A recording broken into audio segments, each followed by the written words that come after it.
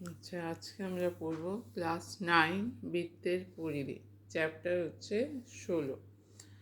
2 অঙ্ক। 35 মিটার দৈর্ঘ্যের ব্যাসার্ধ বিশিষ্ট একটি বৃত্তাকার তারের রিং তৈরি করতে কত লম্বা তার নেব সেটা হিসেব করে লেখো।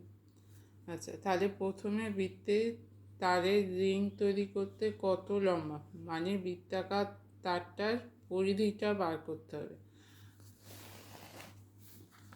তার মানে এই যে বৃত্তাকার তার পরিধি হচ্ছে 2πr। আরটা কি? আর মানে হচ্ছে বৃত্তের ব্যাসার্ধ, পরিধির ফর্মুলা হচ্ছে 2πr। পাই মানে হচ্ছে একটা ধ্রুবক, পাইয়ের মান হচ্ছে 22/7। তাহলে যেখানে পাই হবে সেখানে 22/7টা বসবে।